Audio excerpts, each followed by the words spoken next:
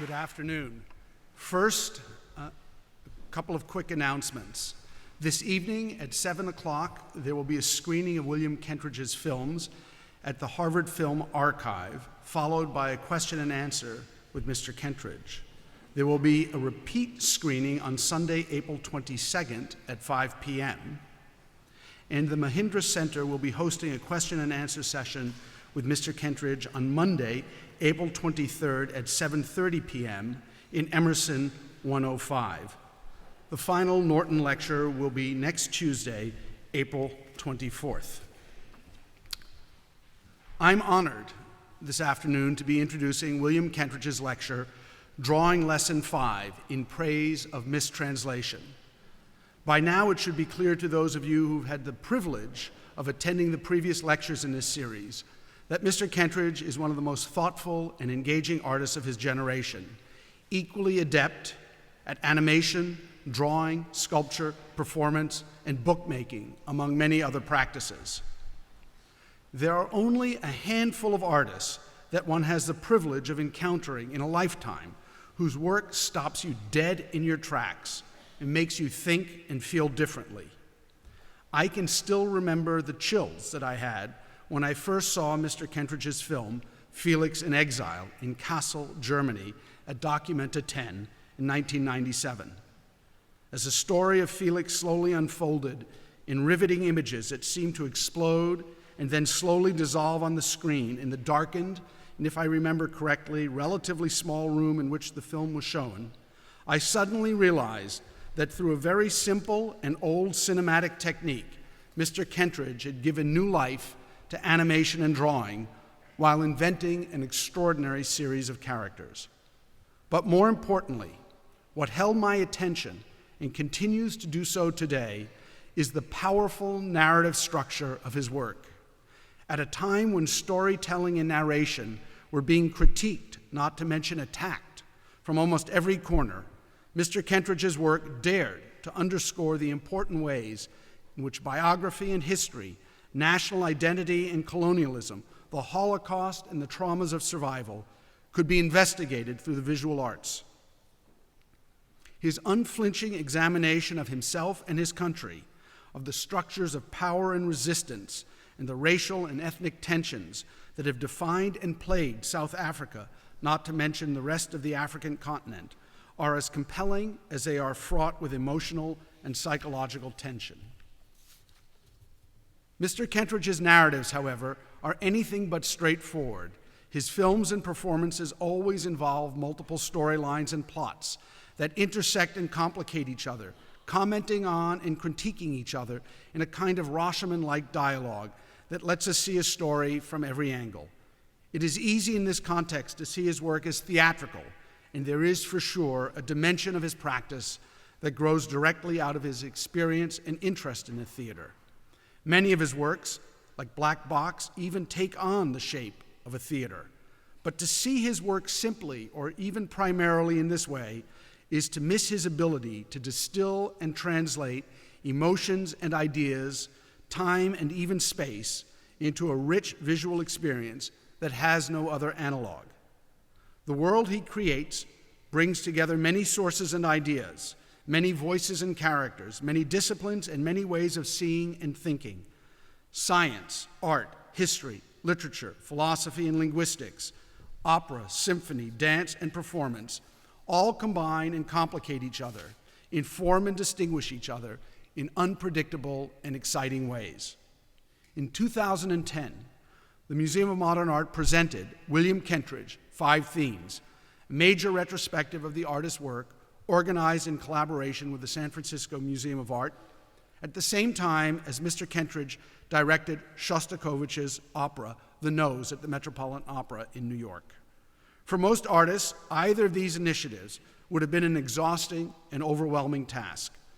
What struck me, though, about Mr. Kentridge is how energized he became by the challenge of having to think retrospectively about 3 decades of work while also imagining prospectively how to stage a very complicated opera that was all about the dislocation of self and the impossibility of reconciling time and space. It was a testament to his prodigious talent, not to mention his stamina, that he did not have a nervous breakdown, and for that I was very grateful. And that more significantly, both the opera and the retrospective were triumphal successes, marking the singular importance of an artist who, more than anyone else I know, not only blurs the boundaries between different practices, but simply renders them meaningless. Please welcome William Kentridge.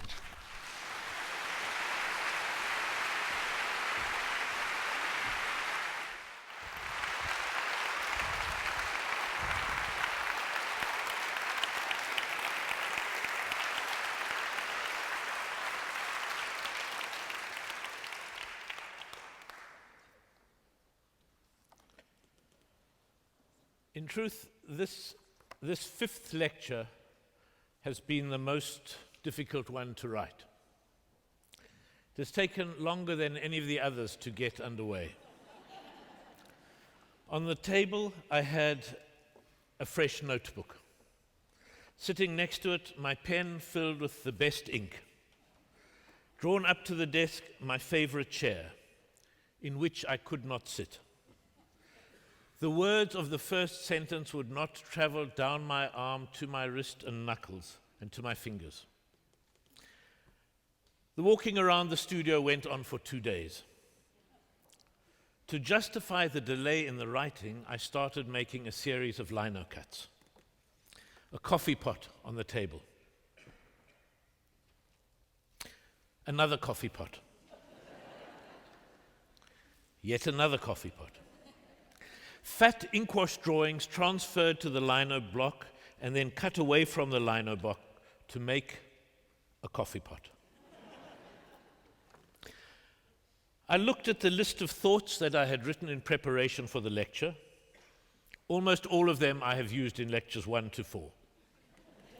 All the best ideas gone, crossed out, leaving me only with scraps. The question that started the lectures at the beginning, my father's question, anything to say, reared up. I made a lino cut of the text. "You brought this on yourself," was a line I kept on repeating to myself. I made a lino cut of the phrase. I had new Chinese brushes. I had a full bottle of Indian ink. I had an encyclopedia to disembowel and draw on. And so the notes for the lecture could be left on the table. I continued with the drawings for the lino cuts. A cat, a typewriter, peonies in a vase, a rhinoceros. Perhaps here we could actually just turn down the lights and turn up the music and just watch the slides. A lino cut with a splash of ink and a blank page in the center of the desk. What was left in the notes? There was a corner of a superannuated bestiary.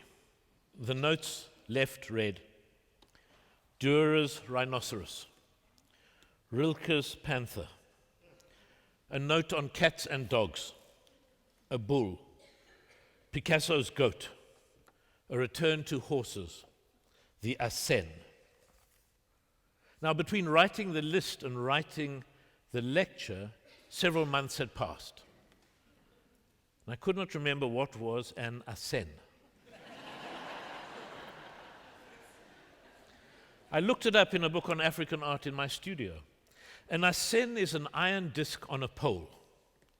There are cut-out sheet metal figures and objects. The disc is about 1 foot in diameter.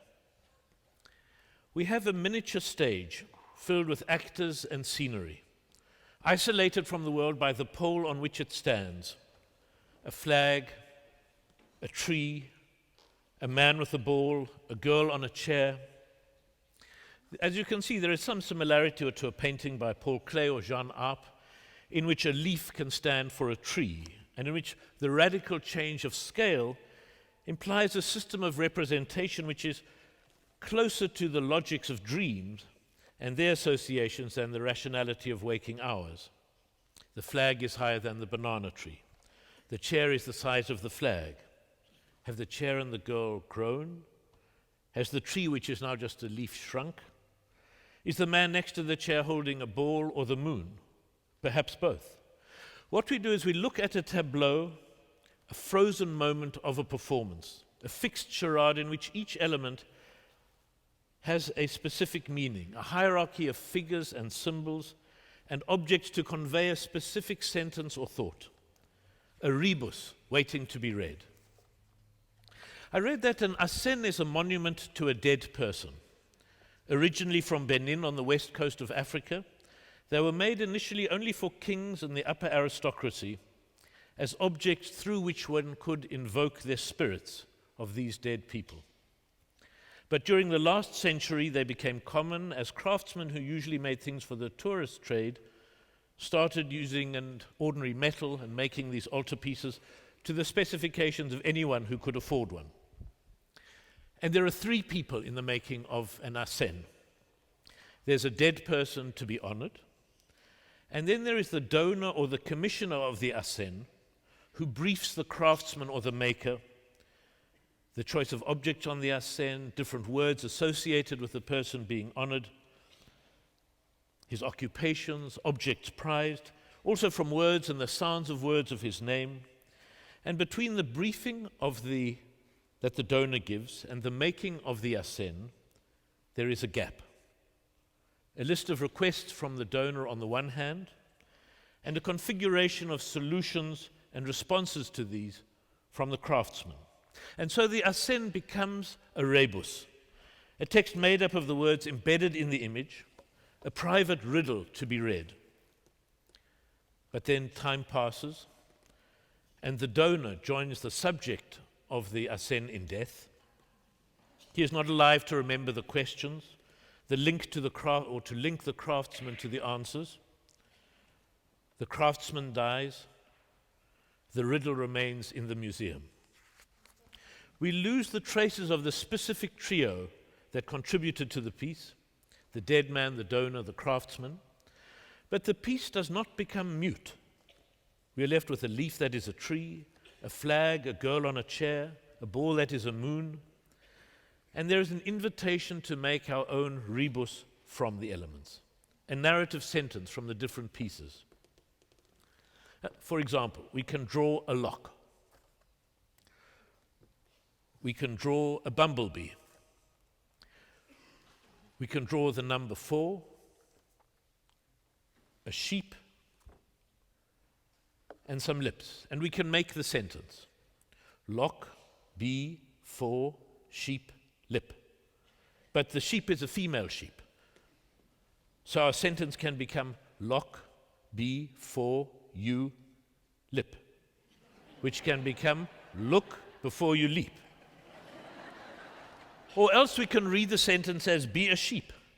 Keep your lips sealed to avoid being stung. Now, this rebus is just an extension of the children's autograph book message. Why, you are, why, which you remember as too wise you are, too wise you be, I see you are too wise for me. Or else, and this one was given to me by my grandfather who gave me the book on landscape painting I referred to in the second lecture, an F-U-N, the letters as you see them, which he would read as F-U-N-E-X, S-V-F-X, F-U-N-E-M, S-V-F-M. Okay, hem and X. But alongside its meaning are the meaning's leavings, the coded letters in the graphic form, the actual objects, what's on the page, the tree, the chair, the flag, which becomes a kind of West African paper, scissors, rock. The flag covers the chair devours the tree entangles the flag. And the invitation is to make our own asen, our own translation of objects into a sentence. To make the story, to feel the possibility of extrapolation from the object. We either make it literally, folded paper, cardboard, cut metal. We take the rhinoceros, all the images from the lino cuts, put them together and make a miniature theater in which objects can be slid about, repositioned, to make different sentences on the stage, changing subject and object. Different stories provoked by different configurations of the drawing, a massacre, or the predictions of an oracle, or a mnemonic for remembering the moons of Saturn, or a story of pomp and folly. Again, it does not actually have to be physically realized, but we are left with the possibility of making such a construction. And I walk around the studio, feeling the form of a possible Asen. Dürer's rhinoceros, Rilke's panther, a tree made from a leaf, a flag, folded cardboard, folded steel. I mean, it's felt, this desire to take the elements to make the Asen is felt, it's physically felt here, in the pectoral muscles, the desire to reach out, to take the cardboard, to take the ink, to start the work of the making. An Asen of a head, a jug. And a walk around the studio as the possibilities multiply.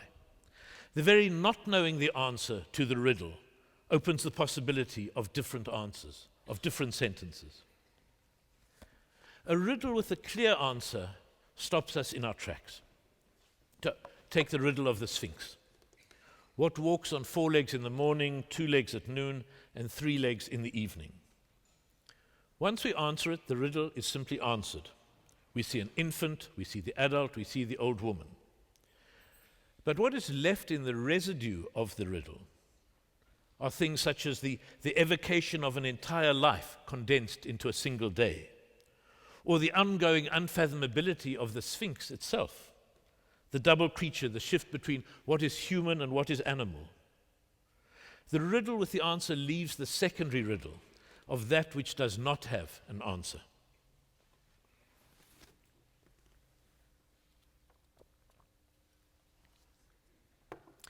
While we think of fantastical creatures, let us consider Dürer's rhinoceros, made in 1515. As I have understood it, the rhinoceros was first sent as a gift to the King of Portugal and was sent by him to Pope Leo X. And while on the journey from Portugal to Italy, the ship carrying the rhinoceros was lost in a storm. The ship and the rhinoceros in the cage in the hold at the bottom of the sea off the coast of Italy. As a forensic record of the gift, Dürer was asked to make an image of the drowned animal.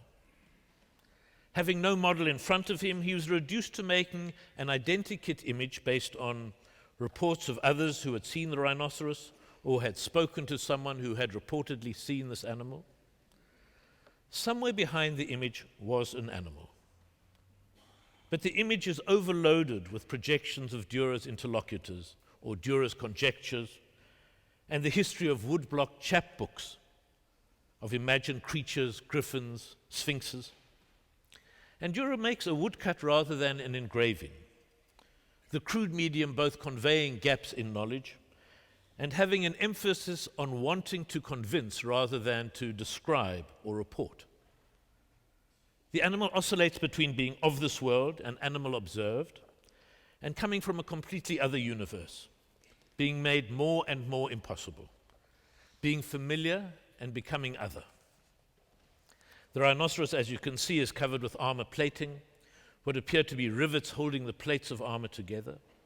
There's a secondary horn on the shoulder, like the small horn on the breastplate of men in armor taking part in jousting tournaments.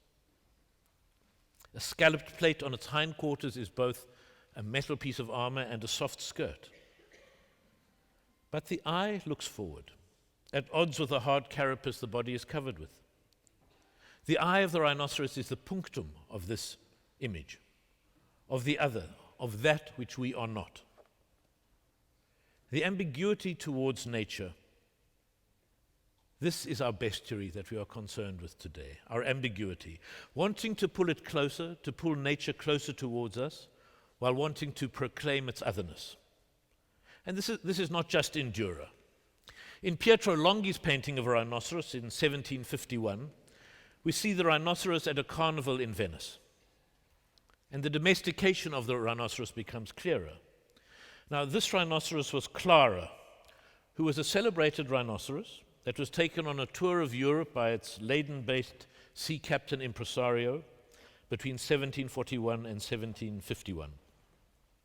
There are 5 men, 2 women, and a child observe the rhinoceros. You can see its horn has been cut off, and one of the men holds it in his hand. And there is another rebus here. Rhinoceros, horn, masks on one of the women and 4 of the men. An 18th century Venetian assen. And we try to answer this rebus of this assen for ourselves. So we can say the horn is a phallus. I mean, still today, rhinoceri face extinction because of this metaphor. The horn looks like a phallus, and so it is taken for one, and the compressed hair of it is ground up to make aphrodisiacs and other medicines. Now, this is not a question of art historical scholarship. This is still about gangs armed with AK-47 assault rifles to shoot the rhinoceros and to dissuade any game wardens from trying to disrupt the industry. It's about Interpol trying to intercept containers of rhino horns. There are trials of veterinarians and game wardens complicit in the trade taking place in Johannesburg as we speak. The ambiguities in Longi's painting in some way still sit strongly with us. But to go back to the assen, to the rebus. So the power of the rhinoceros is transferred to the man holding the horn. Its potency. So is this a story of a man holding the rhinoceros horn, cuckolding the man in the center of the group with the woman standing at the back?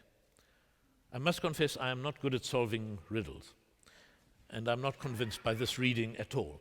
But it is one of the possible interpretations of the painting. The black cloaks and the angled black hats of the men repeat the dark angularity of the animal, a Rorschach blot across the center of the picture, the dark men, the dark rhinoceros, and the wooden railing that divides the two. There's a great chain of being, another reading. Women at the top of the pyramid, distinguished by the colors of their clothes, the men already halfway to being rhino below them, then the animal, and right at the bottom, not quite the rocks and stones of a medieval chain of being, but straw and what appears to be a stone, but which I suspect is a pile of rhinoceros feces.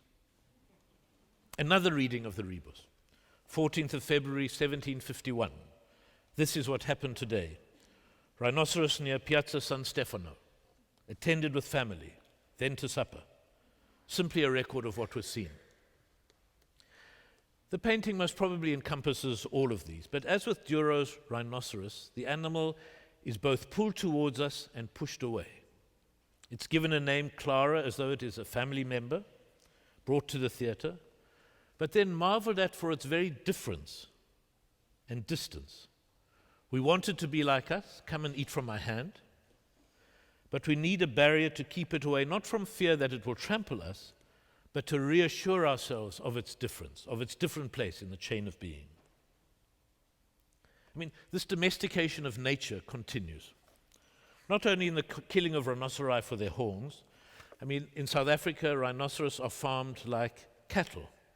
Not yet for their horns, they're still farmed for their exotic otherness. I mean, there are contradictory reversals in Johannesburg society. Game reserves with their so-called wildlife are the safest places to be in. They are holiday resorts where we can have a kind of recreational danger. I could illicitly leave the Range Rover and tease the elephant, but I don't. And at night in the rest camp there is a sleep untroubled by any sense of dangers or threats. And it's in the city that the real wildlife exists, where everyone has to look over their shoulders at a stop street. People who used to keep rhinoceri on their manicured lawns have ceased to do so, not from fear of the animals, but from fear of the men with the guns coming not to burgle the house, but to shoot the rhinoceros and to carry off its horns.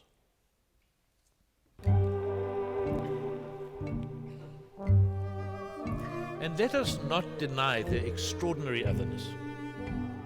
I mean, we are looking at something that feels closer to a stegosaurus, something that takes us back into a far time. We are captivated by these animals, and I count myself as someone so held. There's something in the weight of that huge head, in the barrel broadness of the body, the dexterity and delicacy of movement, the crossing of one foot of another as it runs. There is a mixture of what the rhinoceros brings and what we project onto it. The lightness of its gait, as if it could be a dancer. Its connection to a deeply ancient past, more dinosaur than contemporary animal. the mass of the rhinoceros, bone, muscle, grit. How can it fill even its own volume? All its effort and strength going into becoming itself.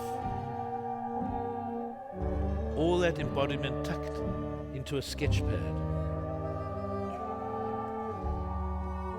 And of course, every rhinoceros brings with it dura, longi, ionesco.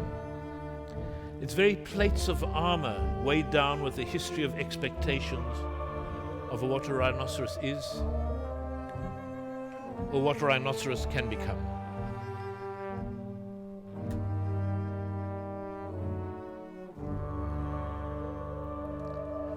There is something inside us that reaches out towards the otherness of the animal, as if the animal itself can lead us to the unfathomable otherness that resides inside of us. A part of us we cannot reach, but which we see in the very non-humanness of the animal. We anthropomorphize the animal, not to say it is like us, but to get closer to that part of it and of us that we cannot reach.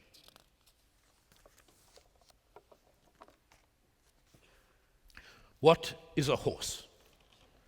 Girl number 20, define horse. Girl number 20 thrown into greatest alarm by this request. This is Charles Dickens in chapter 2 of Hard Times. The interrogator is the school owner, the Platonic Mr. Gradgrind. Girl number 20, unable to define horse. Blitzer, define a horse. Quadruped, gramnivorous, 40 teeth, namely 24 grinders, 4 eye teeth, 12 incisors. Sheds coat in spring in marshy countries, sheds hoofs too, hoofs hard, but requiring to be shod in iron, age known by marks in its mouth. This and more, Blitzer. Now, girl, number 20, said Mr. Gradgrind, you know what a horse is. Quadruped, tail and mane. That is enough to draw a horse. But a horse is also exactly the right scale for the magnification of a man, for making him magnificent.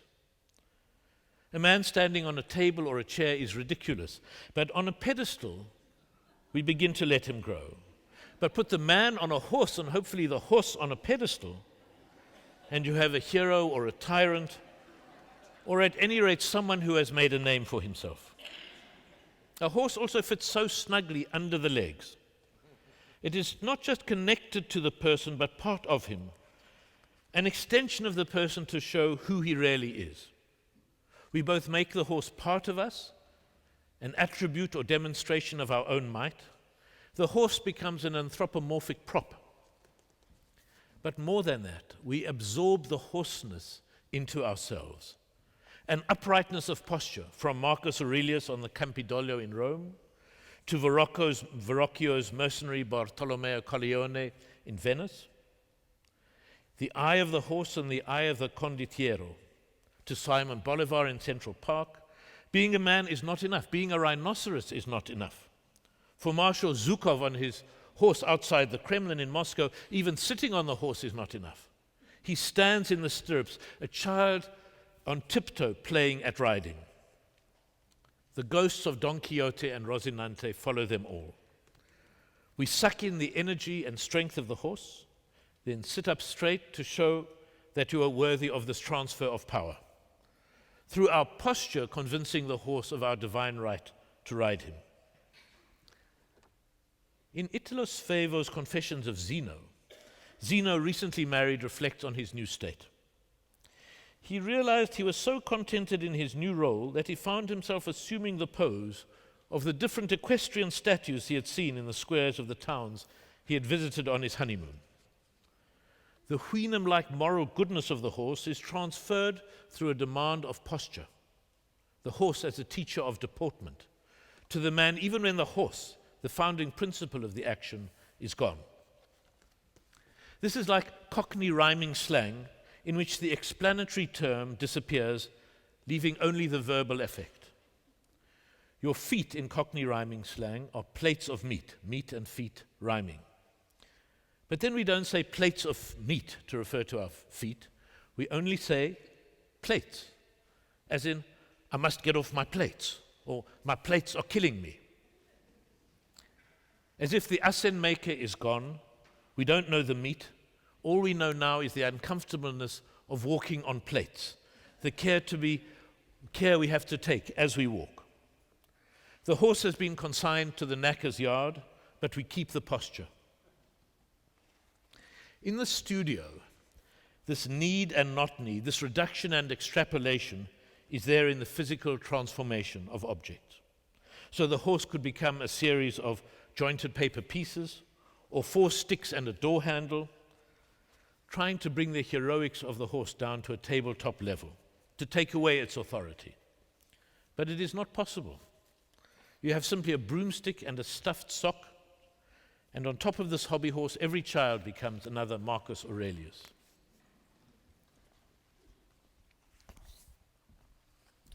Now, a cat is a line and a dog is a dot. The principle of a cat is its spine. You draw any line, you add some fur, some ears and whiskers, and you have a cat.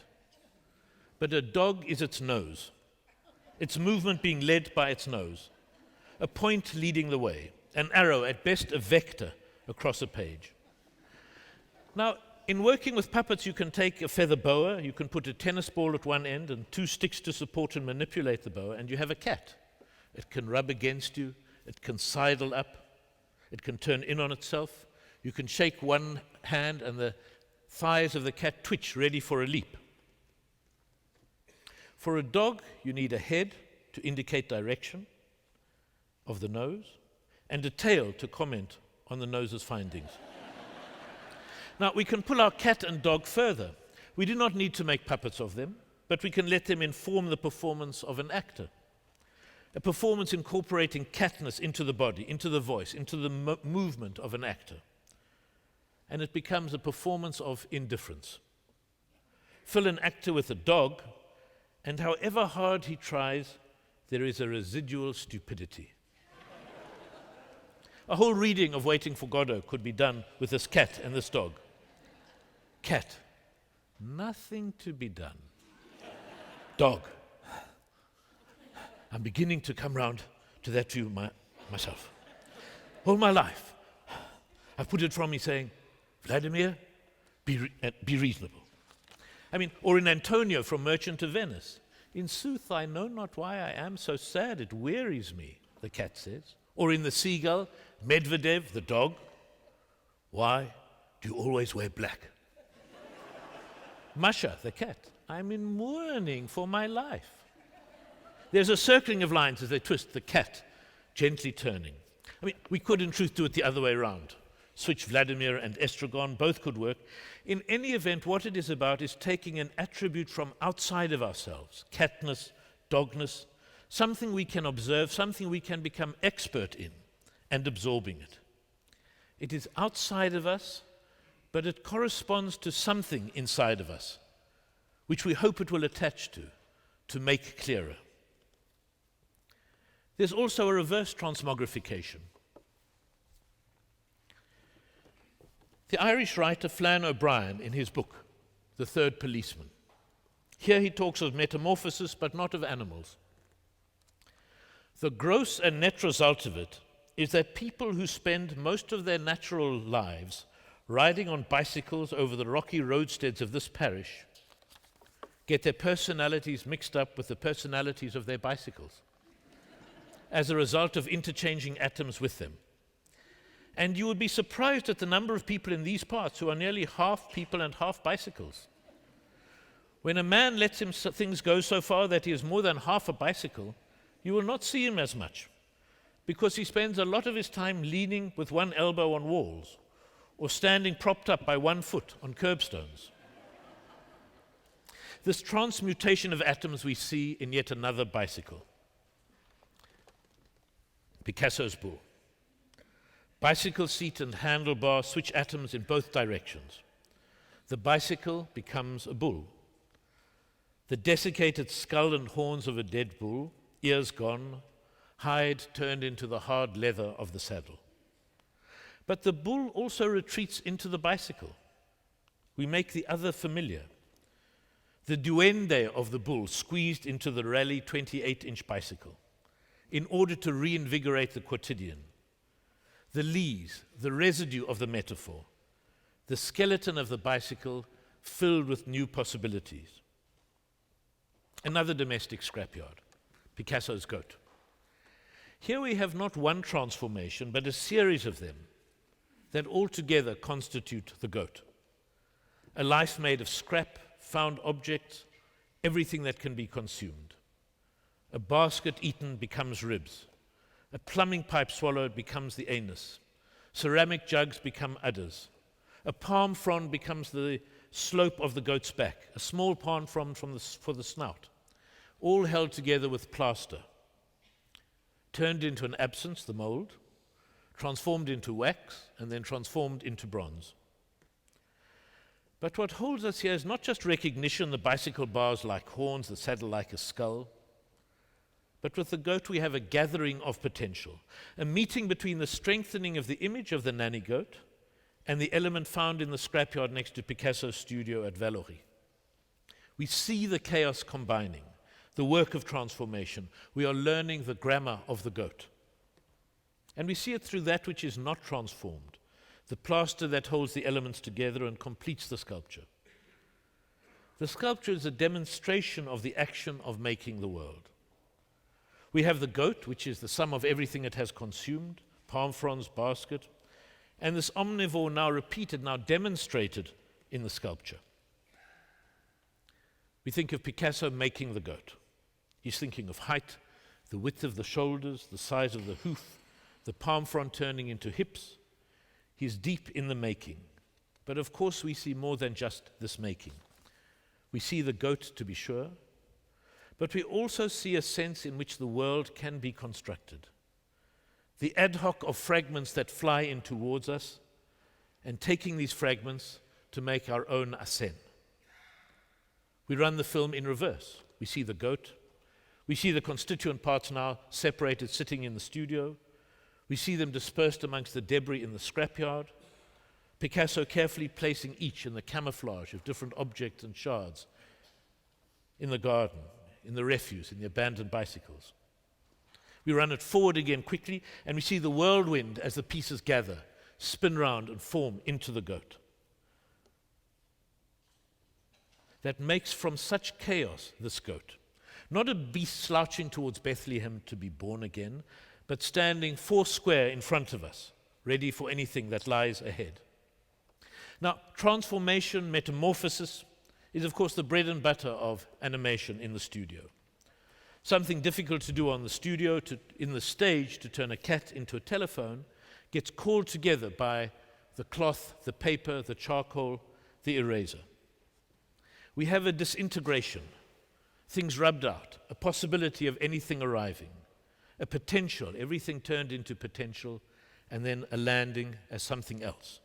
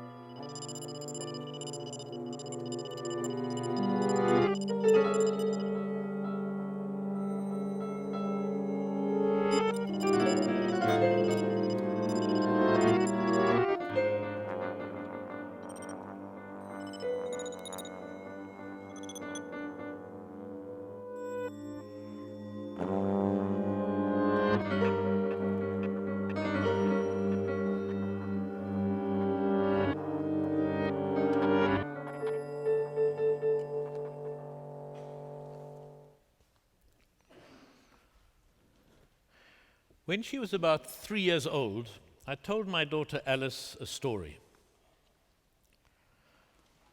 Once upon a time, there was a dog and a cat, and they were in the garden.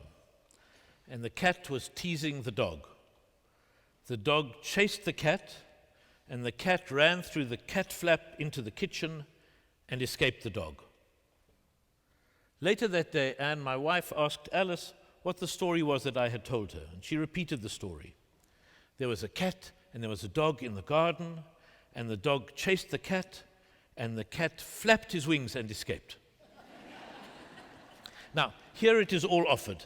The concept of cat flap was not comprehended and was replaced with the flap, the familiar flap of wings.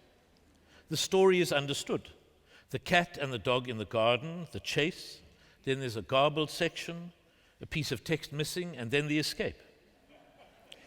A pressure not to accept the broken bridge, the word not understood, a narrative need, more than a narrative need, a demand for comprehension. A demand to put the fragments together into a whole, to turn the cat into a griffin, to reach its escape. To respond to a crisis with an imaginative transformation. For the cat, the crisis of being chased by the dog, and for Alice, the crisis of not understanding the particular word. Now, this is Ovid. Tereus' wife and sister are fleeing from him. Tereus chases them through the rooms of the palace. They are in a panic of escape. This is Ovid in the voice of Ted Hughes. He saw the sisters running. Now his bellow was homicidal as it was anguished. He came after them, and they who had been running seemed to be flying. And suddenly they were flying. One swerved on a wing into the forest. The other, with blood still on her breast, flew up under the eaves of the palace. And Tereus, charging blind in his delirium of grief and vengeance, no longer caring what happened, he too was suddenly flying. On his head and shoulders a crest of feathers. Instead of his sword, a long curved beak. He had become a wood hoopoe. Alice did not specify the type of bird the cat had become. It was a generic griffin. Here is a later example. I was speaking on the telephone to a friend, Basil, and I asked him what his husband, Adrian, was busy with. Oh, he said, Adrian is making a tree search. A tree search. Now, of course, a tree search is an internet term. You search for a word for the trunk, and from this flow many branches which you can follow to smaller and smaller branches and twigs, refining the search until you find the information on your particular branch. Or leaving that branch, returning to the trunk and following another branch. You can zoom out and see the branch you are on and its relationship to all the other facets of information, all the other parts of the tree. A tree search.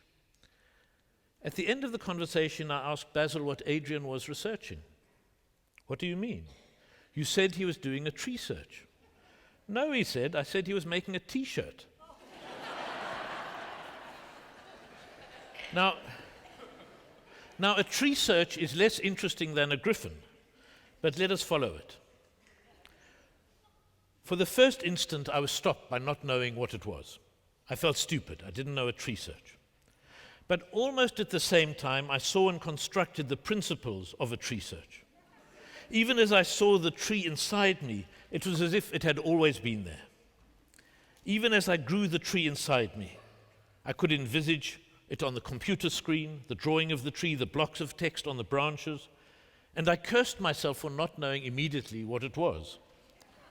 Now, on the one hand, this is a super ego caring for us, protecting us from revealing our own ignorance, performing as if we knew what we were talking about. But it is more than that, even if only as a byproduct, as a result of the self-protective thinking. The need for making sense of the world by all means possible, of using whatever pieces we can find in the scrap heap, a computer screen, a photo of a tree, a diagram of a flowchart, fragments of a text, to complete the sense of the world. To follow the route map again of where we have arrived at this stage. We've come from Plato, we've arrived in Africa, in the colonies, we've come down to Johannesburg in Africa, then in the last lecture specifically into the studio in Johannesburg. And now we are with Ovid, Flann O'Brien, Rilke, in the bookshelf on the studio, looking at images and words, looking at the productivity of mistranslation.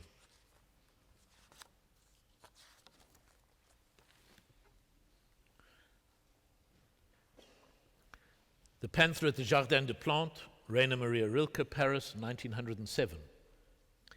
Ceaselessly the bars and rails keep passing, till his gaze from weariness let all things go. For it seems to him the world consists of bars and railings, and beyond them the world exists no more. Supple, strong, elastic is his pacing, and its circle much too narrow for a leap. Like a dance of strength around a center where a mighty will was put to sleep. Yet from time to time the pupil's curtain rises silently. An image enters, flies through the limbs' intensive stillness, until entering the very heart, it dies. Now, the poem, as you see, is in German, which I do not have, and I only know the poem in translation, in this case, the one I read by Richard Exner. And so, of course, the poem multiplies. There is no correct translation, only a series of circling the poem of what it might be in English. Every translation is a mistranslation. The German poem has very specific, precise rhyme and rhythm. Stäbe hält, Geber Welt, Schritte dreht, Mitte steht, Pupille hinein, Stille zu sein. The English translations that try to keep to this rhyme scheme exactly have to mangle the language so thoroughly that to get the rhymes to sound, that is all we hear and the poem disappears. And versions that try to keep to a completely accurate English equivalence for each word also lose their sense of being in the English language. The version I have just read I cut out of a New Yorker magazine in 1984. It was the first time I had come across the poem, which for me, and I'm sure for many others who read it for the first time, is a revelation. And I do not literally carry this piece of paper folded in my wallet, but a photostat of this poem, which was in fact from an article by George Steiner about Rilke, has been in my studio since 1984, together with newspaper cuttings, a photo of refugees in Burundi, a page from an encyclopedia showing how a bird flaps its wings, Chilembwe's letter, The Voice of Africans in the Present War, the last few pages of Mayakovsky's play, A Tragedy. All of them are in the studio collected in a file labeled Important, Not to Lose. Since then I have read many different translations, but the first one that I came across still seems the best. I mean, there are many, many translations of the Panther, enough to make a whole Panther translation convention. And one could make an argument for each line why it seems to him the world consists of bars and railings, and beyond them the world exists no more, is better than it seemed to him that 1,000 of bars are before him, and behind them nothing merely. Or it seems to him there are 1,000 bars, and behind the bars no world. I could explain why I think the midline rhyme of it seems to him the world consists of bars and the world exists no more in the next line propel us into a rhythm of walking like the Panther, and so on. It would be a justification after the event. The particularity of private opinion always appears as an objective description of the world, that this translation is better. It is as if there is a Platonic judge adjudicating objectively from his place in his sun the best, the second, the fourth best translation. Now, there is, of course, a close relationship of some words to the images. Welt does mean world. Tanz is a dance. But very soon we are in a shifting, moving place. The Vorhang der Pupille is sometimes a curtain, a shutter, a film. The Tanz von Kraft is sometimes a dance of strength or a ritual dance or a particular dance. This is the first level of dislocation. We are back at the anamorphic cylindrical mirror, making a distorted translation in the sheet of paper below to try to see the original Panther in the mirror above. The dislocation of the translation, the imperfect art of making a distorted mark, a new version on the paper below the mirror, so that its reflection is similar to the German poem. In the mirror, you want to see nur manchmal streibt der Vorhang der Pupille sich lautlos auf, as the poet writes. And on the sheet below, you try out just now and then the pupil's noiseless shutter is lifted, or only sometimes when the pupil's film is soundlessly lifted, or you try, yet at times all noiseless the pupil seems unveiled.